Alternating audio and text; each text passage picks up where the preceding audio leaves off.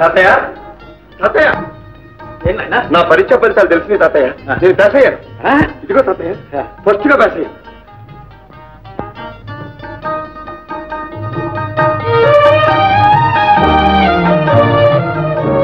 అదేమిటి తాతయ్య కళ్ళ నీళ్లు పెడుతున్నావు ఎందుకు? ఎప్పుడో పోయిన అమ్మ సంగతి ఎందుకు తాతయ్య? ఉన్న నాన్నైనా ఒక్కసారి కనిపించాడు.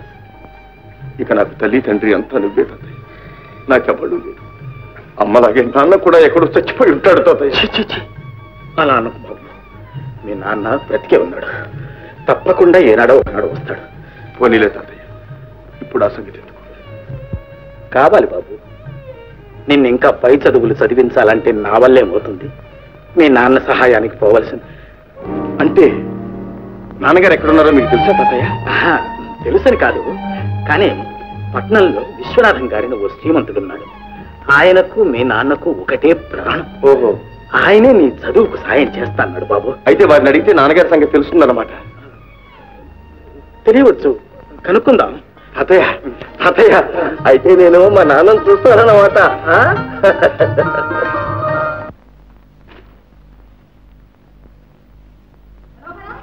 మనోహరం ఏమండి? ఏడండి అబ్బాయి మనోహరం? వాడు మనోహరం కాదు, మన ప్రాణహరం. మొదలెట్టారు. వాడే మీ సొమ్ము తిండలేదు, మీరేమీ అని అనక్కర్లేదు. అయితే నువ్వు నన్నేమీ అడగక్కర్లేదు. అడగను కానీ అబ్బాయి క్లబ్ లో ఉన్నాడేమో సార్ ఫోన్ చేయండి. బాబా టైం అయిపోతుంది, లేవండి.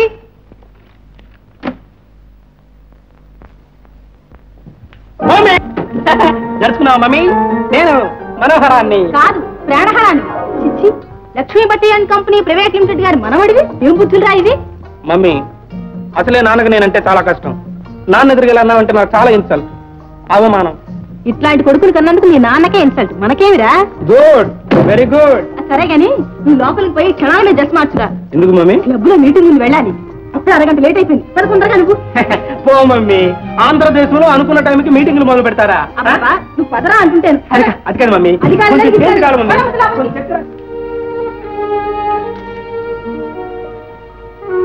అమ్మా, విశ్వనాథం గారు ఉన్నారా?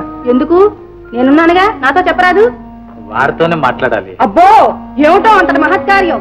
స్కూళ్ళని, కళలని, దేవుళ్ళని ఏదో పేరు చెప్పి చందాలు వసూలు చేయడం, అవన్నీ దిగమిగి కూర్చోవడం, ఇదో రకం హై క్లాస్ దోపిడీ. ఏమయ్యా, ఈసారైనా డబ్బు తెచ్చావా, ఒట్టి చేతులతోనే వచ్చావా? తీసుకొచ్చాను బాబు. లోపల కదా.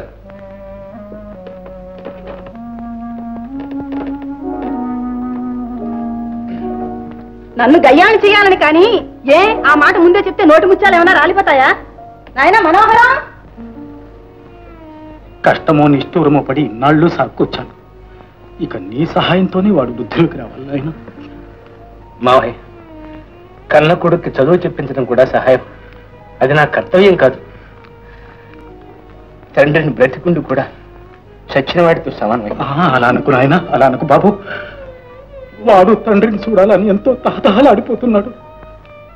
ఏం చేస్తాం? తీసుకురాలేకపోయారా? కళ్ళతోనైనా చూసుకునేవాడిని. వచ్చాడు, కానీ ఎందుకులే బాబు. లక్ష్మీపతి గారికి మాట ఇచ్చాం. పైగా ఈ రహస్యం బయటికి పొక్కిందంటే నీకు ఈ మాత్రం సుఖం కూడా లేకుండా పోయాను. సుఖం?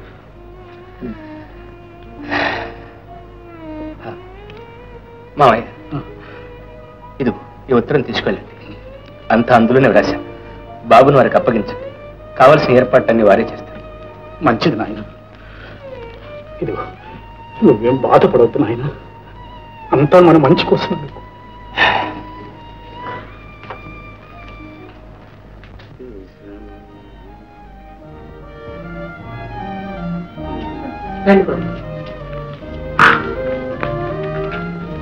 నమస్కారం అండి.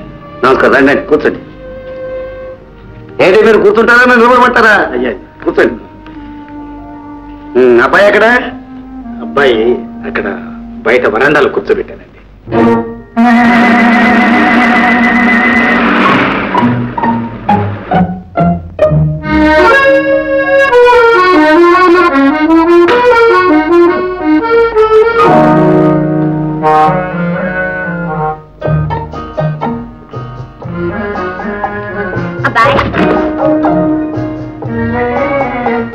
నీ పేరేమిటి?